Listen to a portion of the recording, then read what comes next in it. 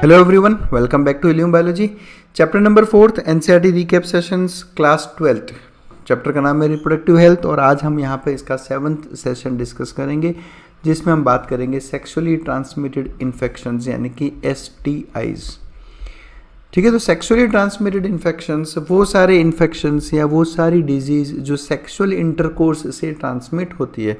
एक पर्सन जो इन्फेक्टेड है इस तरह की बीमारी से अगर उसके साथ सेक्सुअल इंटरकोर्स किया जाए तो ये बीमारी दूसरे में भी ट्रांसफ़र हो सकती है. इस तरह की बीमारी को हम कहते हैं STIs और इनके जो दूसरे नाम है वो है वेनेरियल डिजीज़ या फिर रिप्रोडक्टिव ट्रैक्ट इन्फेक्शंस या फिर सेक्सुअली ट्रांसमिटेड डिजीज़ भी इन्हें कहते हैं. STDs भी कहते हैं इनको, है ना.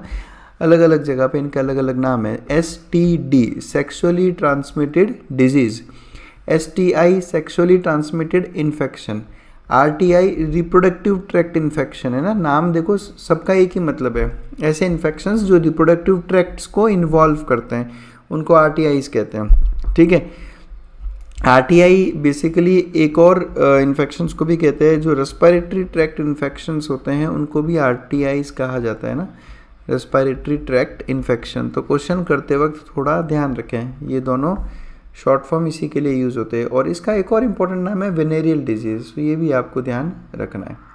ठीक है, अब कौन कौन सी सेक्सुअली ट्रांसमिटेड इन्फेक्शंस के बारे में हमें पढ़ना है वो सब हम लोग अभी यहाँ डिस्कस करते हैं. एनसीईआरटी ने इनके केवल नाम दिए हैं. जितना डिटेल में एनसीईआरटी में है उतना डिटेल में मैं आपको यहाँ पर पढ़ाऊँगा. इससे ज़्यादा अगर आपको डिटेल में पढ़ना है तो हमने डिटेल में भी वीडियोज़ डिजीज़ पे जो है अपलोड कर रखे हैं. आप चाहे तो वहाँ पर इन सबको डिटेल में देख सकते हैं. आप प्लेलिस्ट में इनको सर्च कर सकते हैं. कुछ वीडियोस हो सकता है आपसे ओपन नहीं हो क्योंकि वो केवल मेंबर ओनली वीडियोस है. तो उन वीडियोस को अगर आपको देखना है तो हर वीडियो के नीचे आपको एक ज्वाइन बटन मिलेगा. उस ज्वाइन बटन पे क्लिक करने से आप हमारे मेंबर बन जाएंगे और इस तरह से वो वीडियोस भी आपके लिए एक्सेसिबल हो जाएंगे. तो अगर आपको लगता है कि आप लोगों को अच्छा कंटेंट मिल रहा है इस चैनल पे तो हमें सपोर्ट करें और ज्वाइन करें एज अ मेंबर.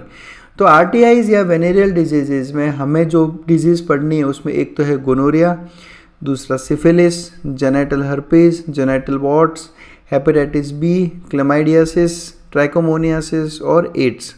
इनमें सबसे डेंजरस अगर कोई है तो वो है AIDS, acquired immunodeficiency syndrome. AIDS के बारे में हम लोग class 12 human health and disease में पूरा डिस्कशन करेंगे आगे चल के. ठीक है, तो ये काफ़ी डिटेल में हम पढ़ने वाले हैं इसे.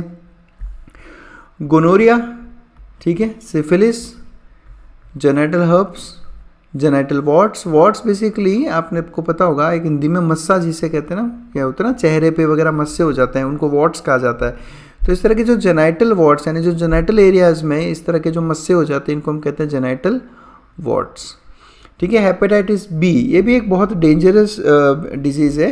हेपेटाइटिस देखो हेपेट वर्ड यूज़ करते हैं हम लीवर के लिए और आइटिस आपको पता है इन्फ्लेमेशन के लिए वर्ड यूज़ होता है. तो हेपेटाइटिस मतलब लीवर का इन्फ्लेमेशन. हेपेटाइटिस B इस तरह से हेपेटाइटिस A भी होता है, C भी होता है, इसके अलग अलग टाइप्स है. ठीक है, लेकिन जो STDs वाली केस में हेपेटाइटिस B और हेपेटाइटिस C जो है वो दोनों ही STDs के केस में आता है. फिर क्लेमाइडियासिस, ट्राइकोमोनियासिस और एड्स.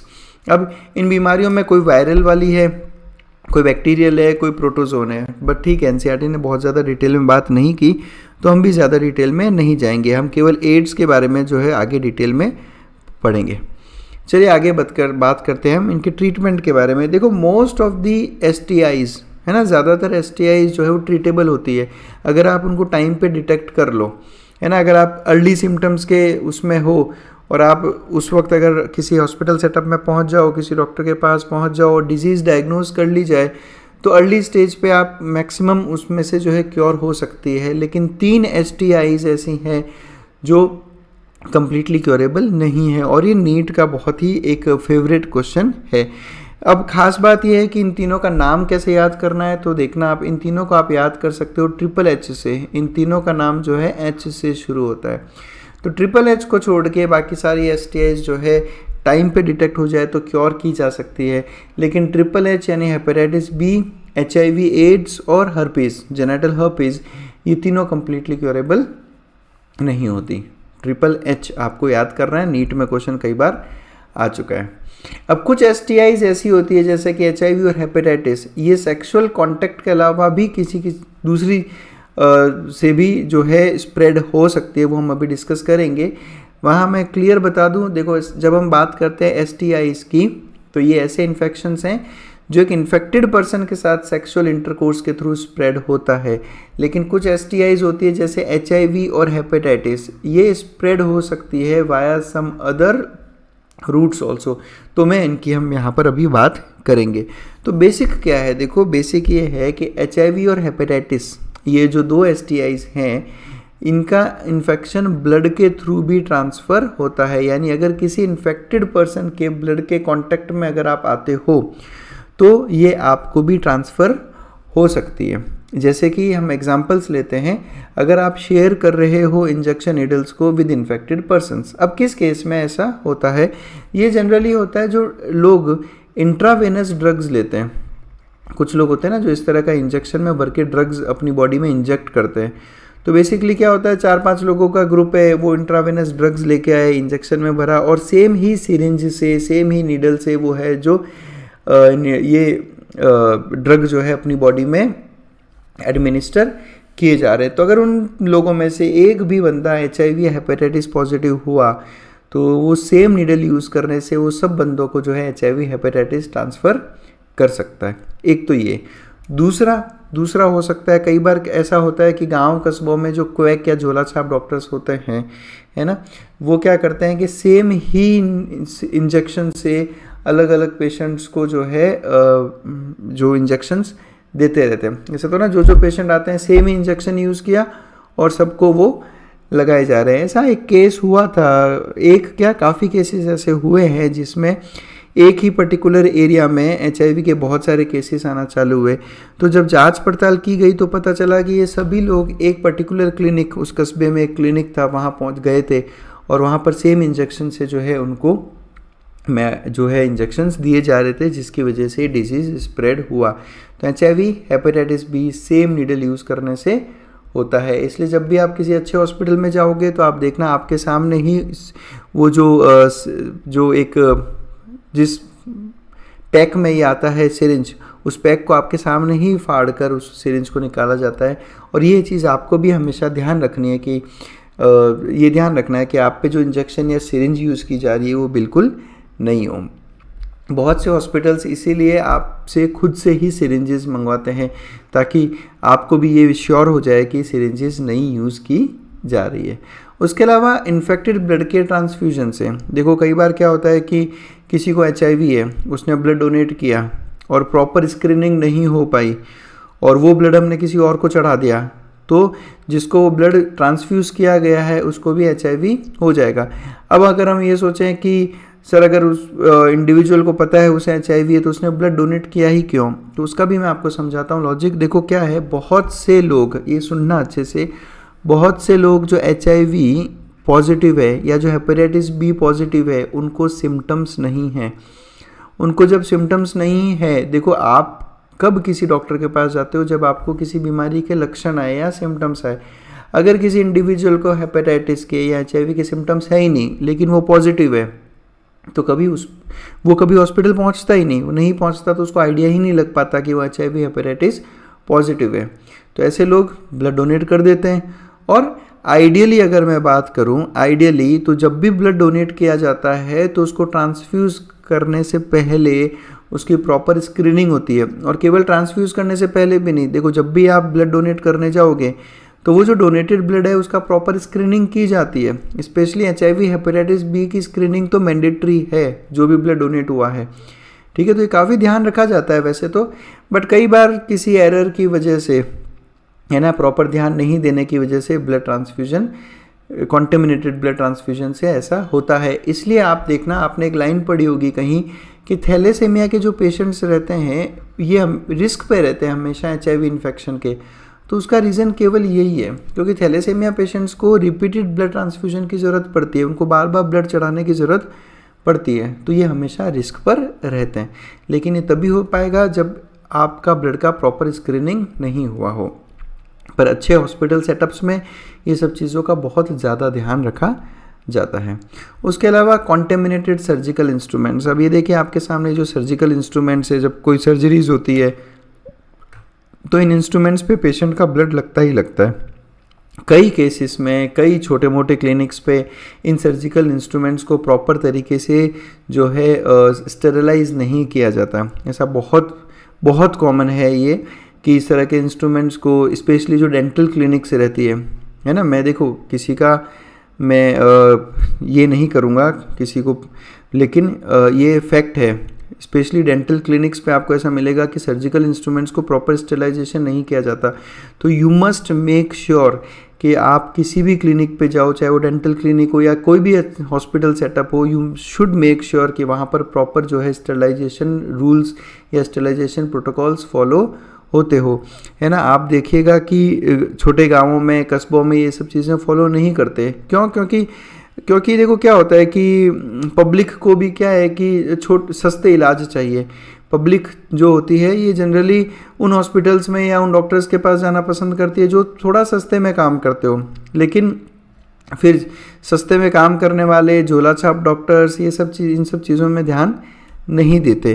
तो यू शुड मेक श्योर कि आप हमेशा किसी अच्छे हॉस्पिटल सेटअप में ही जाएँ। जो इंस्ट्रूमेंट्स आप पे यूज़ किए जा रहे हैं वो प्रॉपर क्लीन्ड, और केवल क्लीन्ड नहीं, प्रॉपर स्टेलाइज्ड हो, otherwise you might get infections.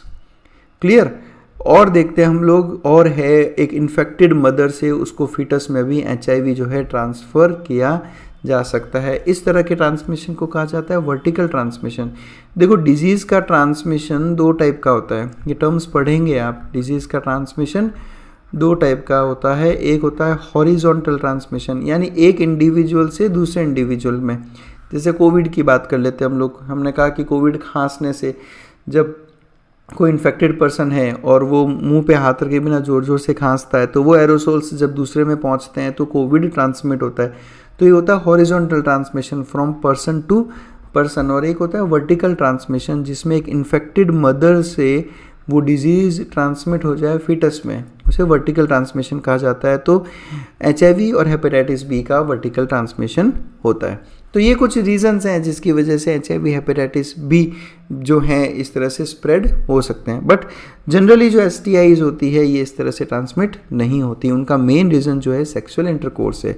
हाँ, HIV hepatitis B sexual intercourse से भी ट्रांसमिट होता है, इसलिए ये STIs की ही कैटेगरी में रखे जाएंगे।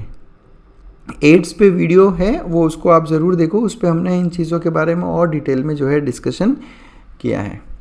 चलिए आगे बात करते हैं हम प्रिवेंशन की, कि कैसे हम अपने आप को इस तरह की बीमारियों से बचा सकें। देखो यूँ तो ऐसा नहीं है कि कुछ ही पर्टिकुलर इंडिविजुअल्स इनके लिए वल्नरेबल है, यानी कि खतरे पे हैं। लेकिन इन STIs का जो इंसिडेंस है ये ज़्यादातर आपको 15 to 24 ईयर्स ऑफ एज के लोगों में देखने को मिलेगा, है ना। ये एक्टिवली रिप्रोड्यूसिंग लोग हैं, है ना। और ये एक्चुअली आप इनको समझ लो, ये जो टीन वाले जो लोग हैं, जो टीन एज में हैं अभी, और अभी जिनका रहता है ना प्यूबर्टी रहता है, और तो इन लोगों में आपको STIs देख के चांसेस जो है बहुत ज़्यादा मिलेंगे, ठीक है।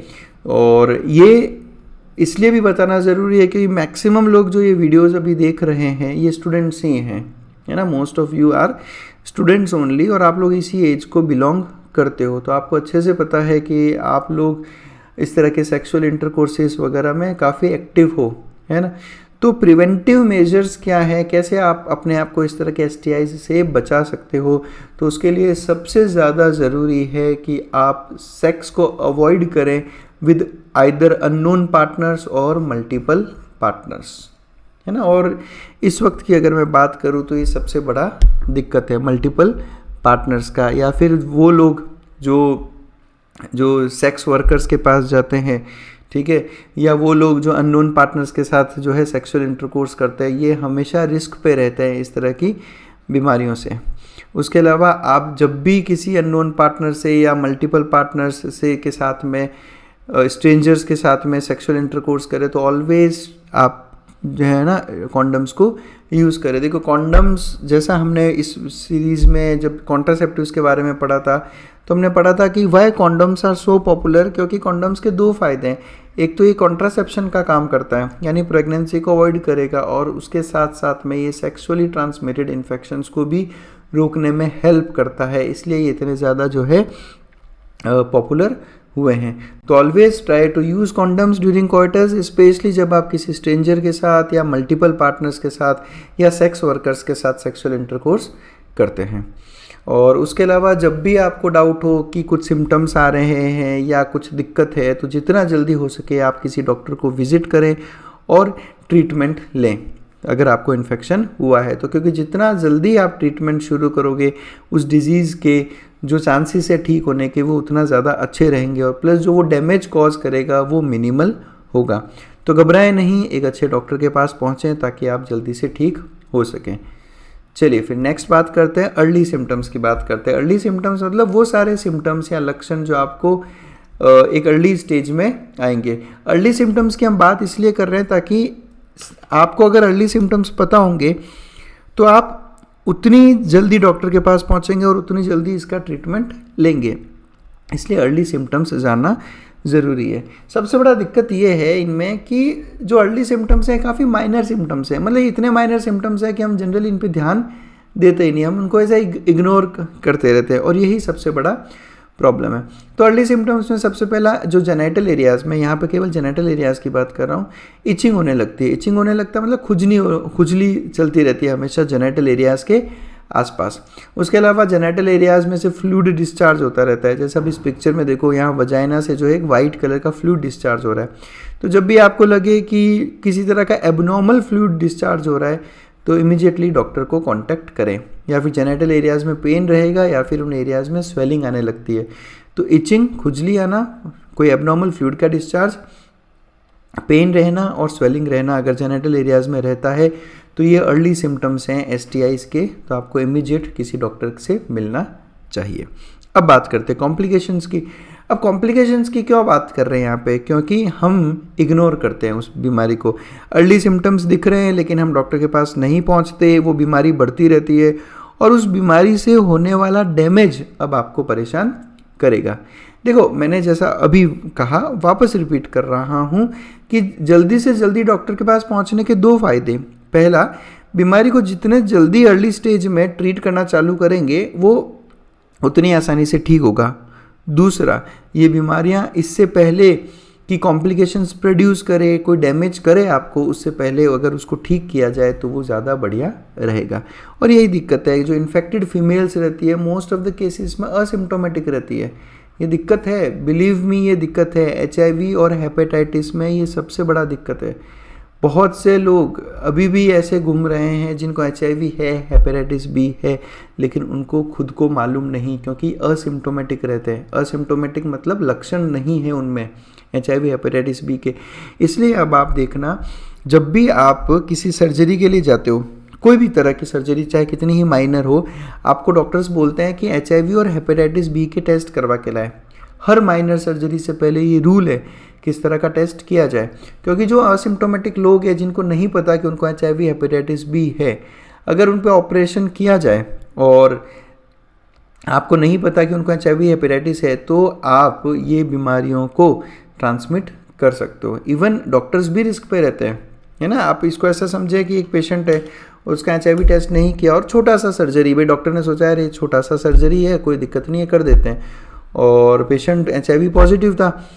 जिस ब्लेड से ऑपरेट किया गया, गलती से समझो कुछ एक्सीडेंट हुआ और वो ब्लेड किसी नर्सिंग स्टाफ को या डॉक्टर को या किसी क्लास 4 वर्कर्स को उसी ब्लेड से वापस कट लग गया, ब्लीडिंग हुआ, तो फिर ये बीमारी उस पर्टिकुलर इंडिविजुअल को भी ट्रांसमिट हो जाएगी। इसलिए हर सर्जरी से पहले ये टेस्ट करवाने ज़रूरी रहते हैं। तो इन्फेक्टेड फीमेल्स मोस्ट केसेस में असिम्प्टोमेटिक रहती है। अब असिम्प्टोमेटिक है तो डॉक्टर के पास जाते नहीं, तो ये बीमारी कई टाइम तक जो है डिटेक्ट ही नहीं हो पाती, पता ही नहीं चल पाता। अब बिकॉज सिम्टम्स नहीं है या फिर अर्ली स्टेज के जो सिम्टम्स हैं ये काफ़ी लेस सिग्निफिकेंट है, हल्का फुल्का इचिंग हो रहा है या हल्का फुल्का पेन है, हम उसको इग्नोर किए जा रहे हैं। कई सारे लोग ये सोचते हैं कि अगर एसटीआई हो जाए, एचआईवी हो जाए, तो अगर टेस्ट करवाने गए और एचआईवी पॉजिटिव निकला तो समाज क्या कहेगा, लोग क्या कहेंगे, मुझे सब लोग आइसोलेट कर देंगे। इस तरह के सोशल स्टिग्मा की वजह से वो पहुंचते ही नहीं हॉस्पिटल तक। क्या क्या रीज़न हैं हॉस्पिटल तक नहीं पहुंचने के, मैं बताता हूं। एक तो पहला केस कि सिम्टम्स है ही नहीं, तो जब सिम्टम्स है ही नहीं तो डॉक्टर के पास जाते ही क्यों हैं। सही बात है, कोई नहीं जाएगा जब सिम्टम्स ही नहीं है। दूसरा, अर्ली स्टेज में बहुत कम सिग्निफिकेंट सिम्टम्स हैं, जैसे नॉर्मल इचिंग है, नॉर्मल पेन है, तो हम उसको इग्नोर करते रहते हैं। तीसरा रीज़न, STI से एसोसिएटेड सोशल स्टिग्मा, कि लोग क्या कहेंगे, समाज क्या सोचेगा। तो इन तीनों रीज़न की वजह से जो लोग हैं वो टाइमली हॉस्पिटल नहीं पहुंच पाते, डिजीज़ टाइम पे डिटेक्ट नहीं हो पाती और उनको प्रॉपर ट्रीटमेंट नहीं मिल पाता, जिसकी वजह से इसको इलाज को करना जो है थोड़ा मुश्किल हो जाता है। ये 3 रीज़न की वजह से। अब अगर ऐसा हुआ कि भाई ट्रीटमेंट नहीं मिला है प्रॉपर टाइम पे, तो ये बीमारियां बहुत सारे कॉम्प्लिकेशंस कर सकती है, and these complications are dangerous, है ना। अब आप बीमारियों से ज़्यादा, इस पर्टिकुलर बीमारी से ज़्यादा इन कॉम्प्लिकेशंस से जो है सफ़र करोगे, जिसमें सबसे पहले आता है PID, पेल्विक इन्फ्लेमेटरी डिजीज़। क्या मतलब होता है पेल्विक इन्फ्लेमेटरी डिजीज़ का? इसका मतलब ये होता है कि जो हायर रिप्रोडक्टिव ट्रैक्ट है, ये जो अपर जेनाइटल ट्रैक्ट है, इनका आता है इन्फ्लेमेशन। अपर जेनाइटल ट्रैक्ट में कौन कौन आता है? यूटेरस आ गया, ओविडक्ट आ गया, ओवरी। तो इन अपर जेनाइटल ट्रैक्ट में, इन एरियाज़ में जो है इन इन्फेक्शंस की वजह से इन्फ्लेमेशन होने लगता है। देखो कैसा हुआ ये कि वजाइना में इन्फेक्शन हुआ, वजाइना में कोई STI का इन्फेक्शन हुआ और वो टाइम पे ठीक नहीं हुआ। तो जब टाइम पे ठीक नहीं हुआ तो ये इन्फेक्शन धीरे धीरे स्प्रेड होता हुआ वजाइना से यूटेरस में आ गया, यूटेरस से फैलोपियन ट्यूब में आ गया। अब इसको कहा जाता है पेल्विक इन्फ्लेमेटरी डिजीज़। इस इन्फेक्शन की वजह से यूटेरस में, फैलोपियन ट्यूब में, ओविडक्ट मतलब फैलोपियन ट्यूब जो है इन्फ्लेमेशन होने लगता है, जिसको आप PID या पेल्विक इन्फ्लेमेटरी डिजीज़ कहते हो। उसके अलावा अबॉर्शंस, एक प्रेग्नेंट लेडी है, ठीक है, STI हो रखा है, तो वो STIs can lead to abortion, यानी कि प्रेगनेंसी खत्म होने से पहले ही जो है चाइल्ड अबॉर्ट हो जाएगा। या फिर स्टिल बर्थ, स्टिल बर्थ का मतलब क्या होता है? डेड फिटस, है ना, यानी कि फिटस की डेथ हो गई। जैसे अभी आप समझो 21 वीक्स का फिटस था, ठीक है, और अभी 21 वीक्स के फिटस की अगर डेथ हो जाती है तो इस तरह के केसेस को कहा जाता है स्टिल बर्थ, ठीक है। तो अबॉर्शंस हो सकते हैं, स्टिल बर्थ हो सकता है, एक्टोपिक प्रेगनेंसीज हो सकती है। What is an ectopic pregnancy? Ectopic pregnancy का मतलब होता है कि जब इम्प्लांटेशन यूटेरस के अलावा कहीं और हुआ। जनरली क्या होता है कि जो ब्लास्टोसिस्ट है, वो ब्लास्टोसिस्ट जाकर यूटेरस में अपने आप को इम्प्लांट करता है, और थ्रू आउट प्रेगनेंसी जो चाइल्ड का डेवलपमेंट है वो यूटेरस में होता है। पर अगर यूटेरस की जगह ये कहीं और पे डेवलपमेंट हो, जैसे फैलोपियन ट्यूब में ही इम्प्लांटेशन हुआ और वहीं पे अब चाइल्ड का डेवलपमेंट हो रहा है, तो उसको कहा जाता है एक्टोपिक प्रेगनेंसी। तो ये भी एक कॉम्प्लिकेशन है इसका। इसके अलावा infertility, yes, STIs can lead to infertility, यानी बांझपन, यानी अब आप जो है चाइल्ड प्रोड्यूस नहीं कर पा रहे, आप रिप्रोडक्टिवली फिट नहीं हो, इनफर्टाइल हो बेसिकली। और उसके अलावा सबसे खतरनाक कॉम्प्लिकेशन इसका है cancer of the reproductive tract. आपने सुना होगा ये कैंसर के बारे में, जो बहुत ज़्यादा कॉमन हो रहा है इन दिनों, वो है सर्वाइकल कैंसर, ठीक है। फीमेल में बहुत ज़्यादा रेट पे जो है सर्वाइकल कैंसर स्प्रेड हो रहा है ना। तो ये भी एक कॉम्प्लिकेशन है STI का। अब बिकॉज हम लोग रिप्रोडक्टिव हेल्थ की बात किया, और इस वीडियो में इस पर्टिकुलर चैप्टर में हमने गवर्नमेंट के जो गवर्नमेंट मेजर्स ले रही है रिप्रोडक्टिव हेल्थ पे, उस पर बात की। तो यहाँ पे मैं आपको एक और बहुत बढ़िया बात बता देता हूँ कि अभी रिसेंटली भारत सरकार ने सर्वाइकल कैंसर के वैक्सीन्स को भी फ्री किया है, ठीक है। और इन्होंने एक बहुत बड़े लेवल पे अभियान चलाया है कि जितना हो सके लोगों को जागरूक किया जाए सर्वाइकल कैंसर के बारे में, और उनको फ्री टीका लगाया जाए गवर्नमेंट हॉस्पिटल्स में।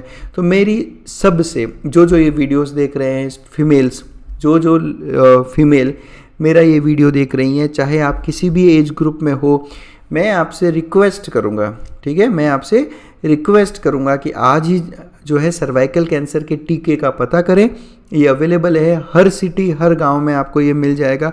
अगर आपके टाउन या गांव में नहीं हो तो आपके आसपास जो भी एक बड़ा हॉस्पिटल हो, चाहे वो प्राइवेट हो, गवर्नमेंट हो, आप जाएं और अपने आप को आज ही सर्वाइकल कैंसर का टीका लगवाएं। बहुत ज़रूरी है। बहुत ज़्यादा अलार्मिंग रेट पे सर्वाइकल कैंसर फीमेल में जो है केसेस मिल रहे हैं। तो इट इज़ मेक श्योर कि चाहे आप अपने आप को सर्वाइकल कैंसर का टीका लगाएं, और केवल आप ही नहीं मैं आपसे रिक्वेस्ट करूंगा कि आप अपने घर में, अपने पड़ोस में जितने भी फीमेल हैं, आपकी फीमेल फ्रेंड्स होंगी, उन सब को जो है इस बारे में जागरूक करें और एक अच्छे नागरिक होने का कर्तव्य निभाएं।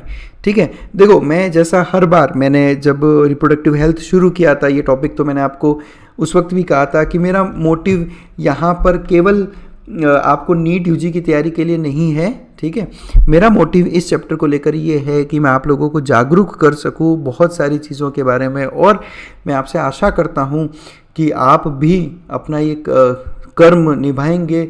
ठीक है, अपनी ये ड्यूटी निभाएंगे और लोगों को जागरूक करेंगे अबाउट सर्वाइकल कैंसर। ठीक है, आप जाएं गवर्नमेंट हॉस्पिटल में, पता करें, गवर्नमेंट हॉस्पिटल्स में सर्वाइकल कैंसर के वैक्सीन आपको मिलेंगे।